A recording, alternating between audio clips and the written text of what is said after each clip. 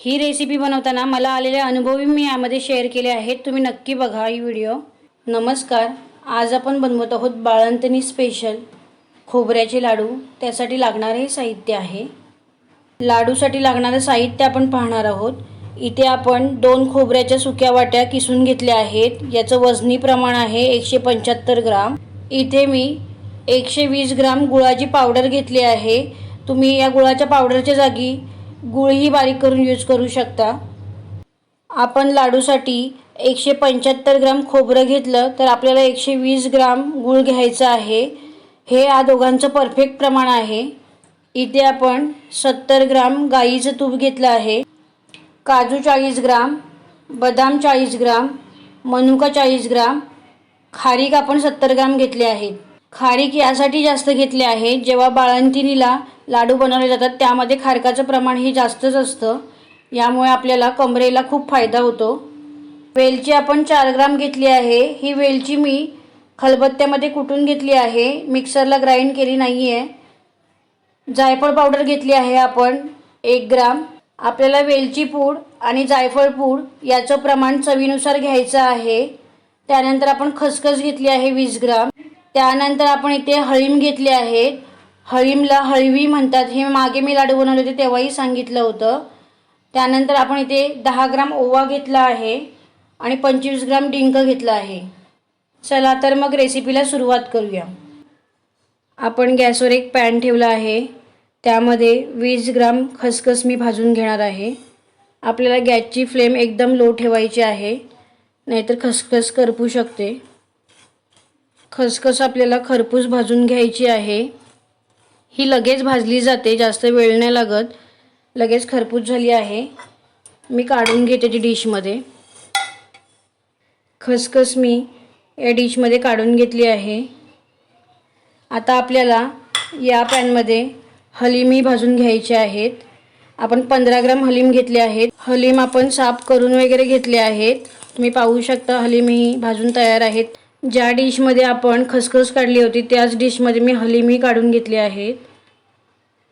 आता आपल्याला या पॅनमध्ये आपण घेतलेला 10 ग्राम ओवा भाजून घ्यायचा आहे।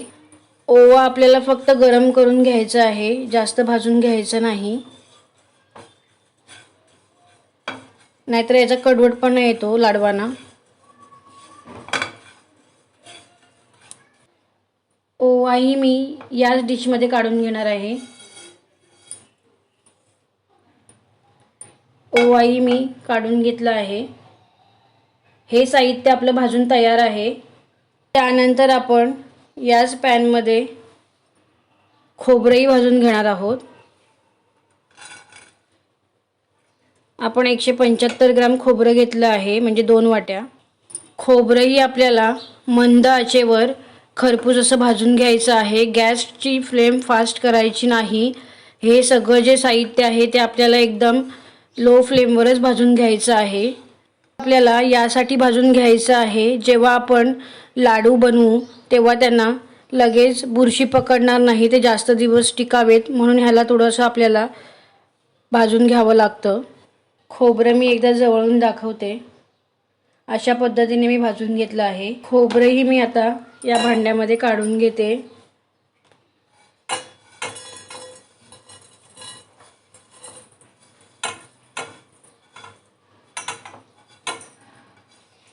खोबरं मी काढून घेतलं आहे या भांड्यामध्ये। अशा पद्धतीने आपण हे भाजून घेतलं आहे। आता याच पॅनमध्ये आपल्याला ड्रायफ्रूट्सही फ्राय करून घ्यायचे आहेत। त्यासाठी आपल्याला 2 चमचे तूप ॲड करायचं आहे। तूप गरम झालं आहे, त्यावर आपण हे काजूचे गर घेतले आहेत ते ॲड करणार आहोत। त्यानंतर हे बदामाचे आपण तुकडे करून घेतले आहेत ते ॲड करणार आहोत। त्यानंतर आपण यामध्ये हे खारीक घेतले आहेत तेही ॲड करणार आहोत।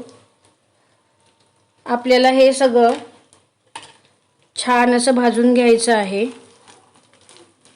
ड्रायफ्रूट्स आपल्याला तुपावर थोडेसे खरपूस होईपर्यंत आपल्याला हे भाजून घ्यायचे आहेत। ड्रायफ्रूट्सही आपण खरपूस असे भाजून घेतले आहेत।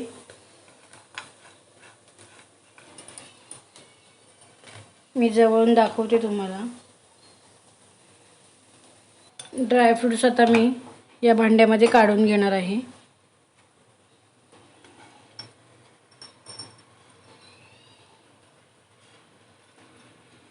ड्रायफ्रूट्स मी काढून घेतले आहेत. जवळून दाखवते. यामध्ये आपण मनुका फ्राय केला नाही आहेत, कारण मनुका लवकर फुलतात. त्यामुळे मी आता याच्यानंतर मनुका फ्राय करून घेते. पुन्हा यामध्ये मी 1 चमचा तूप ॲड करणार आहे आणि मनुका फक्त मी परतून घेणार आहे. फुलेपर्यंत आपल्याला या पॅनमध्ये ठेवायचे नाही आहेत. आता मी ही मनुकाही काढून घेते. मनुका मी तुम्हाला एकदा जवळून दाखवते. मनुकाही मी आपण जे ड्रायफ्रूट्स तळून घेतले होते त्याच भांड्यामध्ये काढून घेणार आहे. मनुकाही मी आता काढून घेते.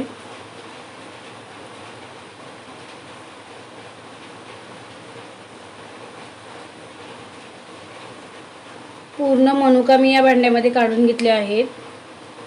आता याच पॅनमध्ये आपल्याला पुन्हा 4 चमचे होईल एवढं तूप ॲड करायचं आहे.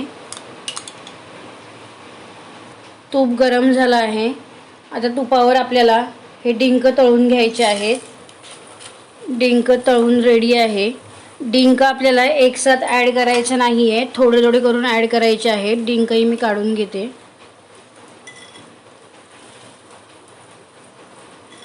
हा राहिलेला डिंकही मी ॲड करणार आहे. आता छान असा तुपामध्ये हा फुलतो. हाही डिंक छान असा फुलला आहे, तोही मी त्याच डिशमध्ये काढून घेते. आपण पूर्ण डिंक फ्राय करून घेतला आहे. तुम्हाला जर लाडूमध्ये अजून डिंक हवं असेल तर तुम्ही अजून डिंक थोडं वाढवू शकता. डिंक थंड झालं आहे. आता आपण डिंक मॅश करून घेणार आहोत. तुम्ही ग्लासानेही मॅश करू शकता किंवा माझ्याकडे हे मॅशर आहे त्याच्याने मी मॅश करते. डिंक मी अशा पद्धतीने मॅश करून घेतलं आहे. आपण इथेही एक परात घेतली आहे. या परातीमध्ये आपण जेवढं भाजून घेतलेलं साहित्य आहे, तळून घेतलेलं साहित्य आहे, ते यामध्ये आपण सगळं काढून घेणार आहोत. सर्वात आधी यामध्ये आपण हे भाजलेलं खोबरं काढून घेणार आहोत. पूर्ण खोबरं आपण यामध्ये काढून घेतलं आहे. त्यानंतर खसखस, हलीम आणि ओवा काढून घेणार आहोत. त्यानंतर आपल्याला यामध्ये डिंक ॲड करायचा आहे.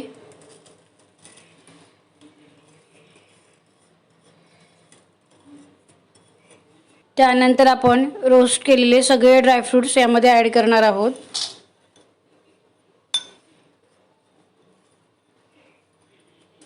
त्यानंतर आपल्याला ही वेलची पूड ॲड करायची आहे. तुमच्या चवीनुसार तुम्ही ॲड करा. यामध्ये मी 4 ग्राम घेतली आहे, तर पूर्ण मी 4 ग्राम ॲड केली आहे.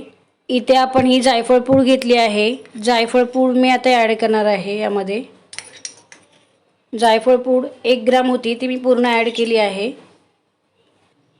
आपण यामध्ये जायफळ आणि वेलची जी वापरली आहे ती आपल्या चवीनुसार आपल्याला वापरायची आहे. जायफळचा वापर जास्त केल्यावर लाडू कडू होण्याची शक्यता असते, म्हणून तेही आपल्याला चवीनुसारच वापरायचं आहे. आता हे सगळं साहित्य आपल्याला मिक्स करून घ्यायचं आहे, म्हणजे एकजीव करून घ्यायचं आहे.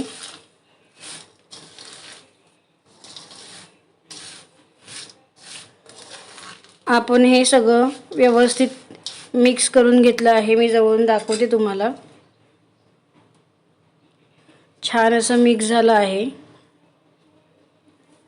हे सगळं मिक्स केल्याशिवाय आपल्याला गूळ मेल्ट करून घ्यायचं नाही आहे. हे सगळं मिक्स झाल्याच्या नंतरच आपल्याला गूळ मेल्ट करून घ्यायचं आहे. ही प्रोसेस पहिल्यांदा करायची आहे. आपण त्याच पॅनमध्ये गूळ मेल्ट करण्याची प्रोसेस करणार आहोत. त्यामध्ये आपण जेव्हा डिंक फ्राय केलं होतं त्यामधलं तूप उरलं होतं आणि हे उरलेलं शेवटचं जे आहे 1 चमचा होईल एवढं तूप आपण ॲड करणार आहोत. यामध्ये आपल्याला हे गूळ ॲड करायचं आहे.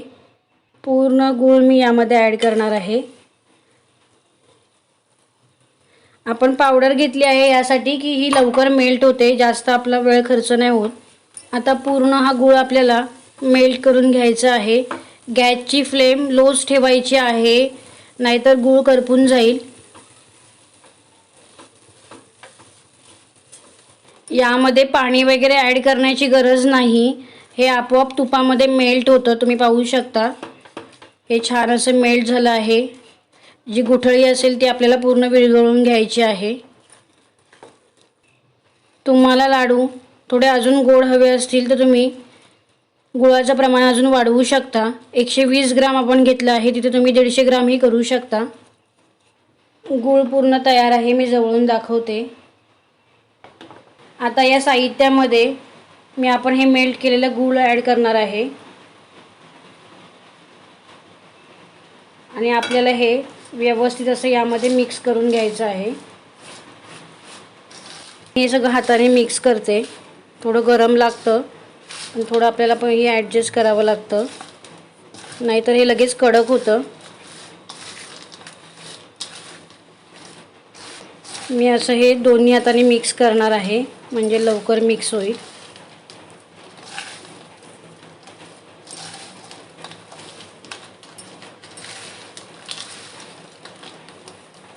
मी जवळून एकदा दाखवते. मी अशा प्रकारे हे पूर्ण मिक्स करून घेतलं आहे. हे मिश्रण काय होतं, थोड्या वेळाने कडक होतं, अशा टाईपमध्ये होतं. याचे लाडू वळले जात नाहीत. मग काय करायचं, या मिश्रणाला मिक्सरमध्ये एकदा फिरवून घ्यायचं आणि याचे छान असे लाडू वळतात. मिश्रण फार कडक झालं होतं म्हणून मी याला मिक्सरला असं फिरवून घेतलं आहे. ड्रायफ्रूट्स खोबऱ्यामध्ये वगैरे आपण गूळ जेव्हा ॲड करतो तेव्हा ते कडक फार होतं मिश्रण, त्यामुळे लाडू वळले जात नाहीत. थोडा वेळ वळतात, नंतर वळले जात नाहीत. म्हणून मी आता हे मिश्रण मिक्सरला ग्राइंड करून घेतलं आहे. तुम्ही जेव्हा हे लाडू वळाल तेव्हा तुम्ही ही काळजी घ्या, तुम्ही ते वळण्याच्या अगोदरच एकदा मिक्सरला ग्राइंड करून घेतलेत म्हणजे हे यांचं बाइंडिंग छान असं बसतं. पाहू शकता हे वळलं जातं पूर्ण. आता यामध्ये मी हे 2 चमचे तूप ॲड करणार आहे म्हणजे हे व्यवस्थित असे लाडू वळले जातील. हे पूर्ण आपल्याला यामध्ये मिक्स करायचं आहे. आता हे आपण मिक्स करून घेतलं आहे. आता मी वळून दाखवते तुम्हाला लाडू.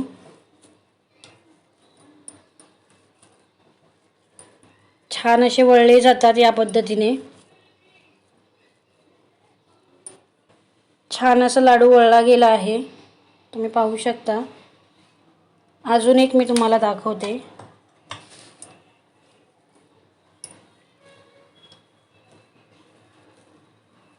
हाही लाडू आपण त्याच पद्धतीने बनवून घेतला आहे. अशाच पद्धतीने आपण सगळे लाडू बनवून घेणार आहोत. लाडू बनवून तयार आहेत, मी जवळून दाखवते तुम्हाला एकदा. हेही दाखवते जे आपण अगोदर गरम गरम बांधले होते. हे लाडू डिलेवरी झाल्यानंतर बाळंतिणीला दिले जातात कारण कंबरेसाठी हे अत्यंत उपयुक्त असतात. हे लाडू आपणही खाऊ शकतो. तुम्ही नक्की ट्राय करून बघा. हे केसांसाठी कंबरेसाठी अत्यंत उपयुक्त आहेत. नक्की बनवून बघा. हे लाडू अत्यंत पौष्टिक आहेत. तुम्ही एक जरी लाडू खाल्लात तरी तुमचं पोट भरून जाईल. नक्की बनवून बघा. एक लाडू मी तुम्हाला तोडून दाखवते. छान असा तयार होतो. टेस्टलाही फार छान लागतो. नक्की ट्राय करा. लाडू खाण्यासाठी तयार आहेत. तुम्ही ही रेसिपी नक्की ट्राय करून बघा. तुमच्या घरच्यांना तुम्हाला नक्की आवडतील. रेसिपी आवडली तर चॅनलला जाऊन सबस्क्राईब करा, व्हिडिओ लाईक करा आणि शेअर करा. थँक्यू.